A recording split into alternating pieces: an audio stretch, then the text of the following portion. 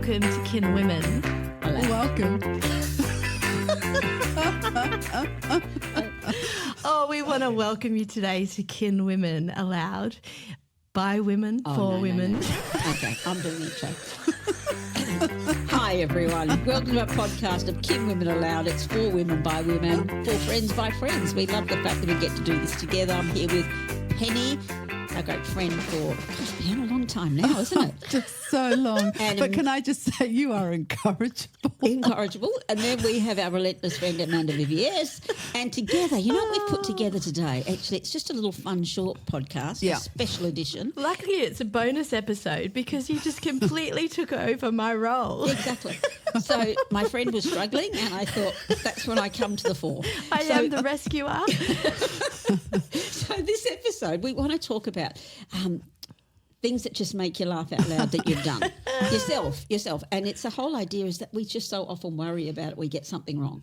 Yeah. Don't we? Yeah. And life is about not taking ourselves so seriously. And when it comes to marriage, partnership, work, creativity, entrepreneurship, one of the greatest values that you can have as a creator, as a human, is to not take yourself so seriously. I think we get so attached to the judgment of others, and taking time to detach from that and to sit really steady in our identity is a real core of being someone who lives failing forward, that sense of moving forward and finding ways there. So we were going to share some stories. We're going to share some stories. A little check-in of where we've been, These are times how when we we've have been. laughed at ourselves so much. Well, it took us a while to even start the episode because there were so many stories that were coming out. My glasses are fogging already. I know, my glasses are fogging. But I was actually thinking it's that idea that when you laugh, you do. Sometimes people think that's like a bit of a cliche. Don't take yourself seriously, as if but it's actually a truth. Because absolutely, I'm telling you, you'll get so many things wrong. And if you actually act like there's something to be embarrassed about, instead of thinking, oh, well, that's the part of the fabric of who I am, it's actually it can be the funniest things are the most average things that go wrong. Yeah, just the everydayness. I run a creative studio. I have 20 staff. And every year I choose one word for us to focus on. And last year my word was quite serious. I'm not telling you last year's word. But, okay, tell us this year's word. This year's word is laughter. Yeah, so good. And the reason why I chose the word laughter is we've got some really big projects that are delivering this year. Some we've been working on for 5 years. Imagine working on one project for 5 years. Really beautiful, big, expansive work. But I knew that the creatives in the room had to laugh more and they had to take themselves not so seriously. So we're going to share some stories. Yep. Hopefully you can share some stories in the reviews below where you've not taken yourself so seriously. Yeah. And we dropped a bonus episode like in between seasons to hopefully wherever you are have a little laugh. So what are some funny things that have happened? Kelly, what's happened to you in the last couple of weeks? Anything ridiculous? I'm sure there's a lot. Well, even this morning we've had about 5 stories already with your dog escaping and friends going to rescue them. And that dog, that's a theme in my house. Family conversations, we love it. My goodness. Okay, what's been happening for you? Actually, I think it's funny. I actually did tell you this, but just yesterday I was in a busy street in Perth in quite a sophisticated area. Were you looking sophisticated? I was trying to.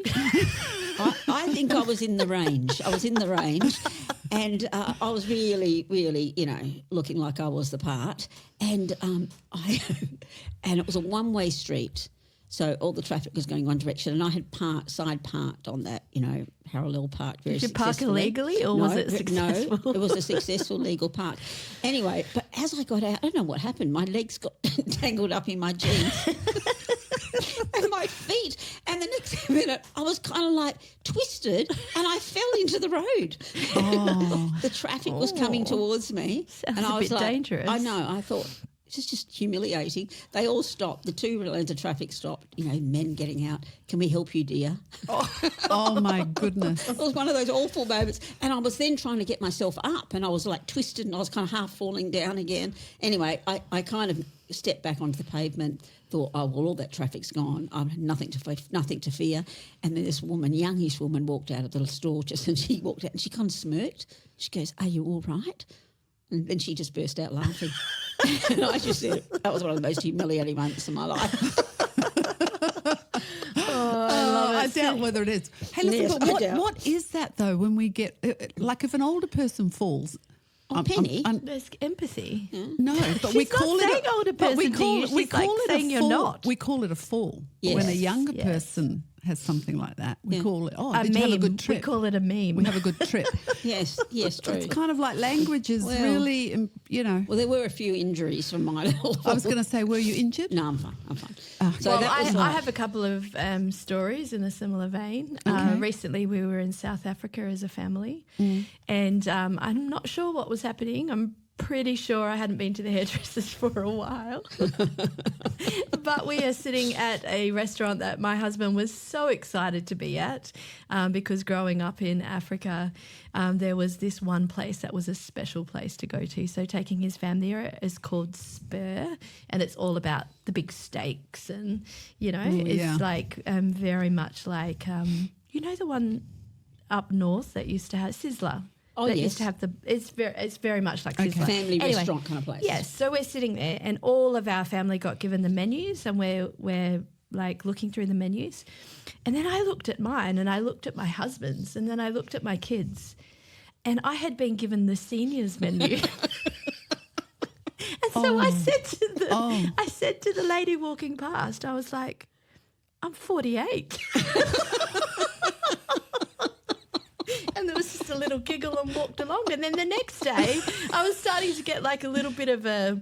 Getting your spring back in your step? Were you No, recovering? I was you a little were bit worried. like maybe I should go get my blondes done. We've got a bit more grey happening than normal. Yeah. And I was actually owning the grey. I was all right with it. It's like very contemporary right now. The whole steel It looks blonde, great. like Some white people blonde. rock it. Yeah, they do. I'm not sure South Africa felt the same as you, Penny. Anyway, so I was at the shops and I was just laughing at a baby in the queue, just being kind. And Libby came, my daughter, over and she looked at me and looked at the lady and I said, oh, sorry, I was just saying hello to your baby. And she looked at Libby and then looked at me and she said, yes, my baby really loves older people. I was just like, when are you considered older?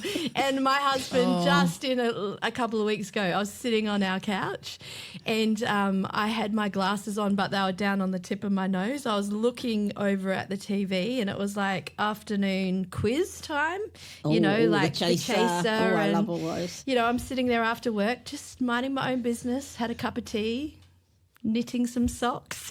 Oh.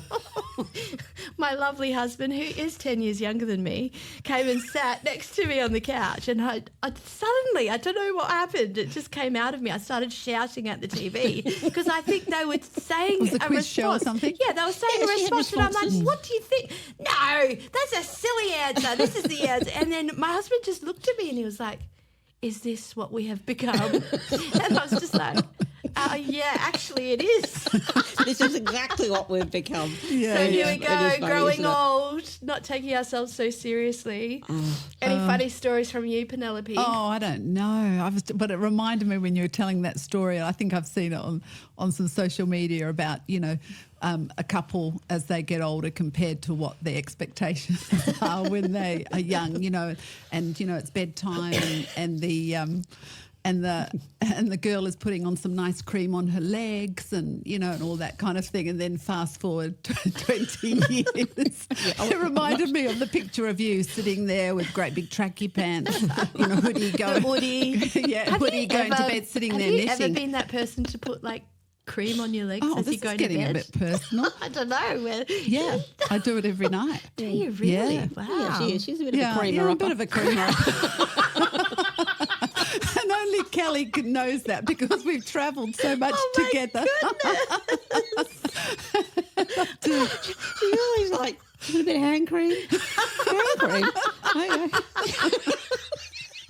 You do. Hand cream. Yeah, All a right, bit I of think hand we cream. need to move on. That could be taken Keep our many skin different ways, soft. that little section. Yeah, no, move on. Tell you Okay. what, one thing that I find is I've always done this, but I think that maybe I get a bit more like it. It's like I just get the punchline wrong. You know, when you're telling a joke or something, or you're telling a story, and you're trying to pull it all together, and trying to land it. At the very end, I often just get the little last thing wrong. and the funniest thing is, my kids wait for it.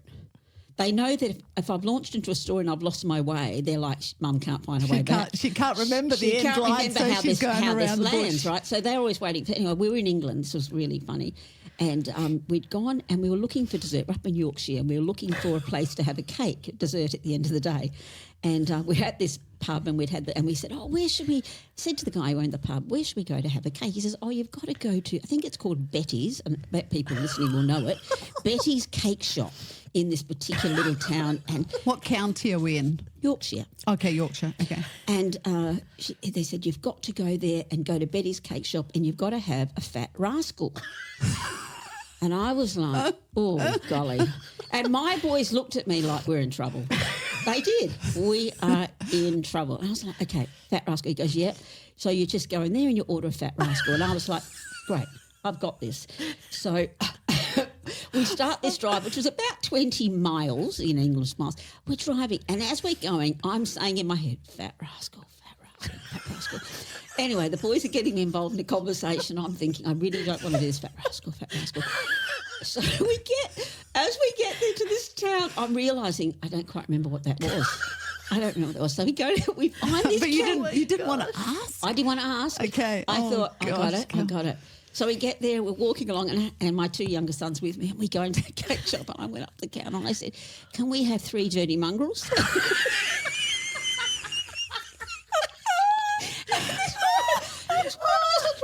I was like, 3 dirty mongrels. And she was like, I don't know. Anyway, in the end, we worked backwards, and I must have gone, dirty rascal, fat mongrel, dirty mongrel. And at the end, I said to her, I guess you get this all the time. She goes, never. No. Oh, mums are so funny. I have a story, but I'm not sure my mum's going to forgive me. She knows that I do tell it sometimes, but Mum, if you're listening, I really love you. We were at the Crown for Christmas, and it'd been actually quite a tough season. Which is a spectacular hotel with a... I know. And so it were you was dressed our appropriately? First, this is the question. Yes, it was beautiful. It was our first Christmas after my dad had passed away. Oh, yeah. And so we all decided, rather than being home, and that first 6 weeks after someone passes away is incredibly tough. And so rather than being home and trying to match the memories or the routines that we would normally had, we just decided to completely break it. So we all booked hotel rooms at a big hotel for Christmas. We had a beautiful time going to the buffet and different things. Anyway, Christmas morning, we're at I'm preparing myself. Christmas morning, we went to the buffet for breakfast. My sister had just had a beautiful little baby. His name is Hosea. And so Mum was holding Hosea and a little baby. And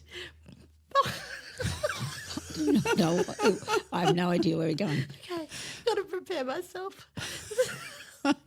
So Mum dropped Hosea's, actually the baby dropped the dummy. So Mum leant over to pick up the baby. Dummy, right? But because it was Christmas morning, it was very packed in the room. I have to take my glasses off. Anyway, so she bent over to pick up the dummy, but as she bent over, she accidentally did a really loud fart, right? Oh, my God.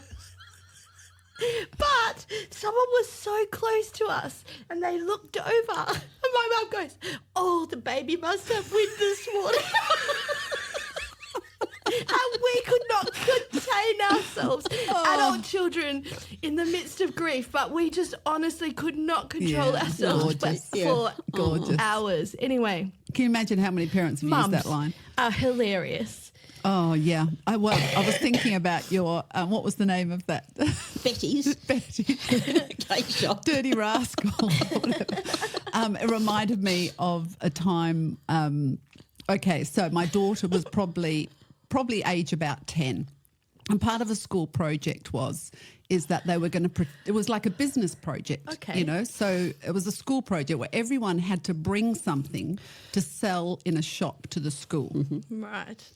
So Ali comes home to me and she says, Mum, can we make something because we've got to sell it? And I went, yeah, sure, no worries. I tell you what I'll make. I'll make those really yummy, what we call Sally Ann's flapjacks, right?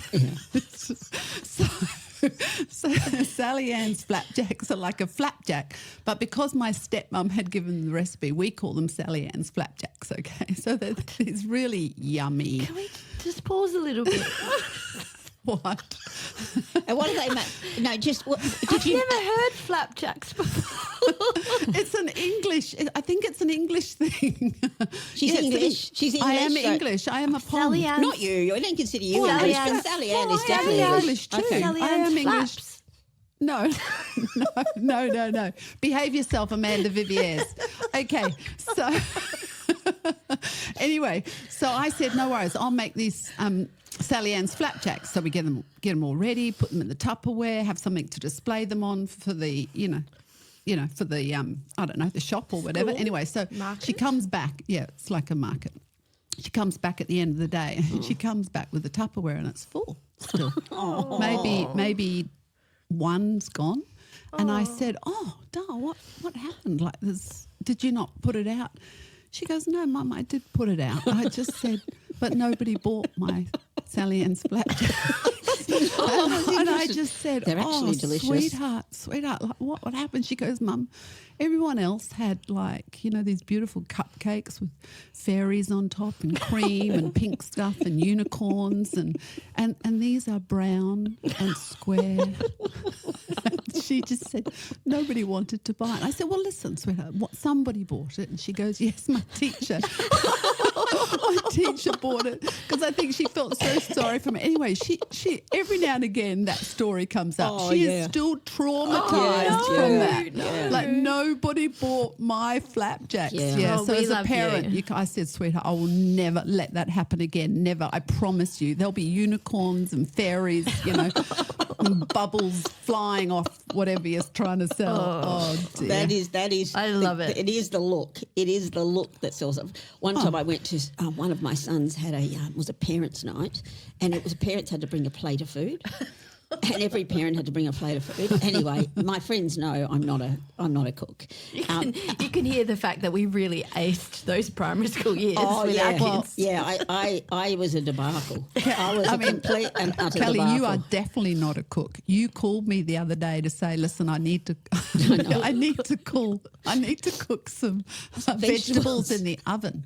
What do I put the oven on? What do I do? What do I do? What do you mean? How old are you? And should I put them at the top And of have the you oven? never heard of Google? What is going on? I know, but this was She's the pretty key. good at her roast vegetables. This Yeah, is, she this is is how great. long She is she's great. cooked. This is how long she has No, not No, cooked she has for. not cooked. But this Anyway, time this it's is- a No. school I need to tell this story. This is okay. how long she has not cooked for. She calls me and says, "Should I put them at the top of the oven because the top of the oven is hot?" So I said, "Cal, we have fan forced ovens nowadays." She's arcing back to the convection oven where all the heat used to rise to the Yeah, top. yeah, I feel you like I'm always having put- a moment here. I feel like I think the same. Good job. There you go. Move But on. at this friend's one, at this parents' one, we had to bring a plate. So I thought I just went to my tried and true, right? Red Rooster, get a chicken cut into eighths. I thought, how can you Which is a possibly go great tip. wrong, right? Can't go wrong. That's my number one tip for people.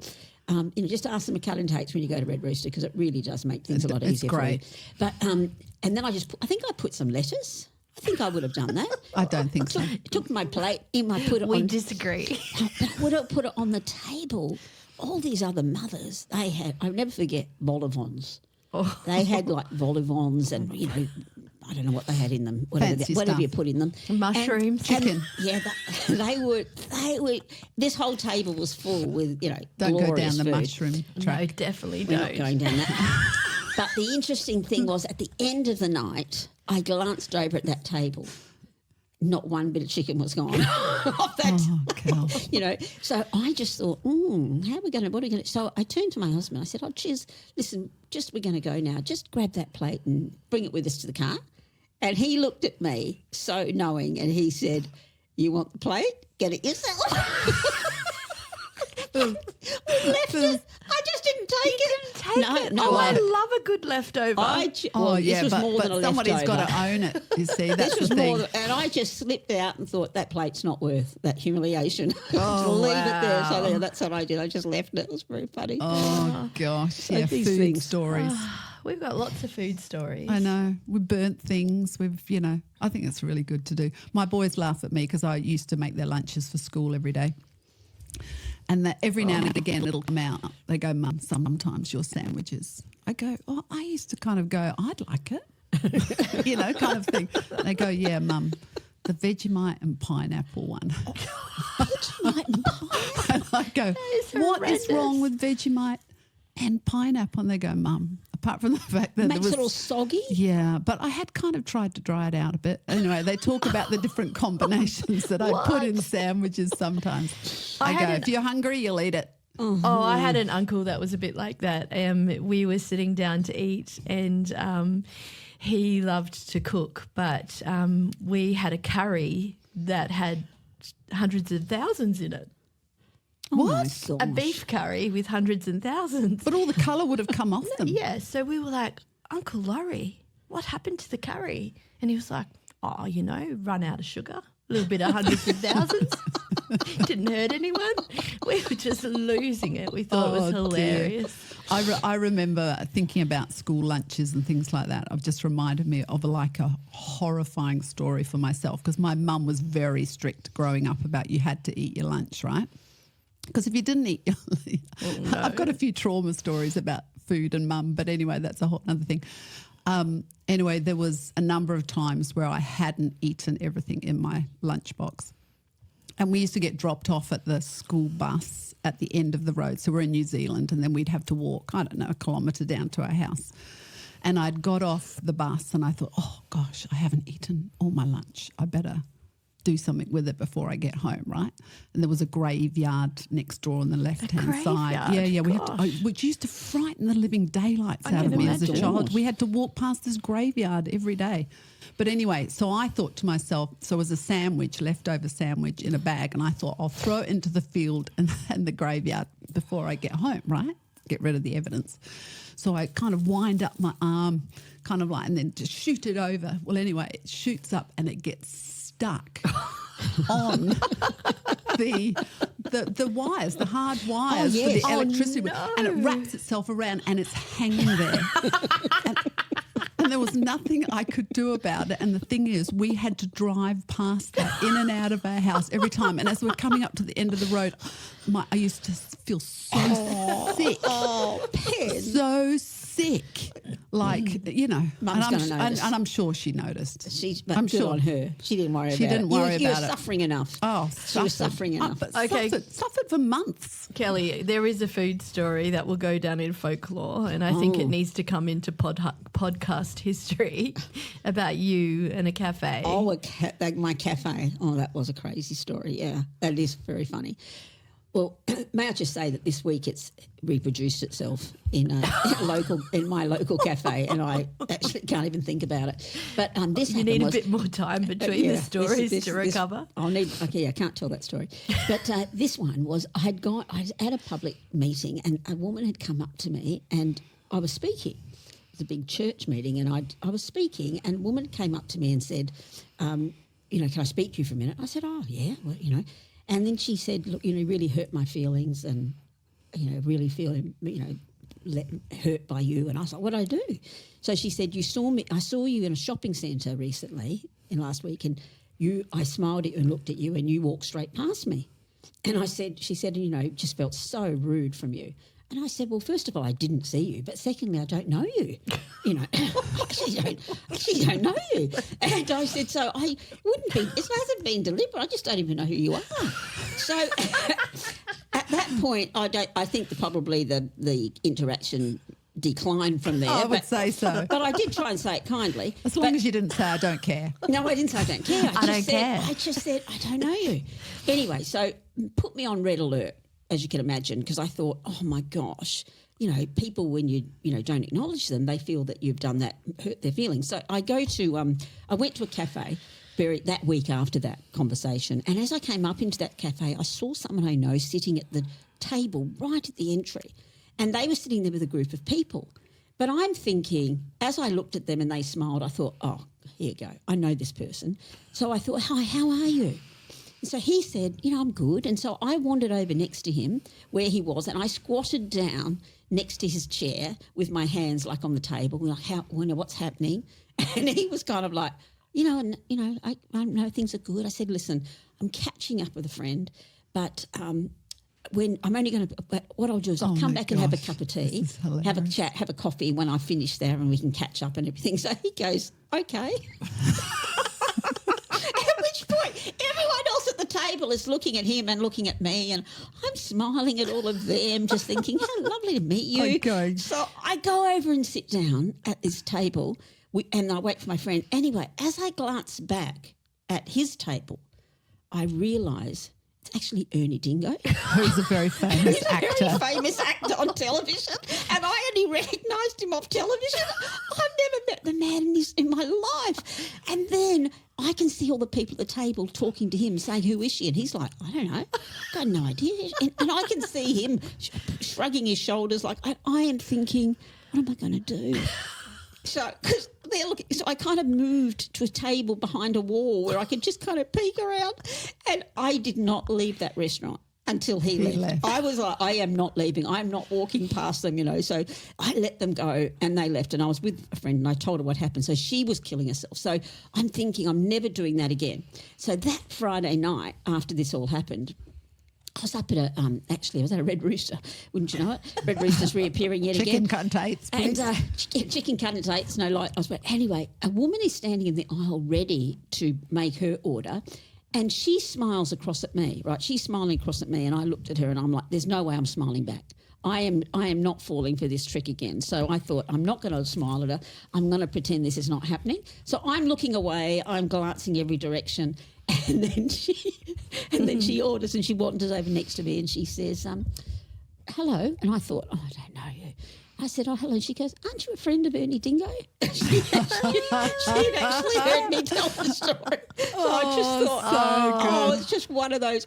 It's just one of those really embarrassing moments in life. Embarrassing moments. I think we all have them, and so we hope that you've enjoyed just hearing some of our random stories around our family, around our work, around our everyday, our life, and taking time to not take ourselves so seriously is a really important part of that. Yeah. And as we move into season 2 of our podcast, we would love you to share it with friends and family, and particularly sitting around a coffee table with some friends and have a cup of tea.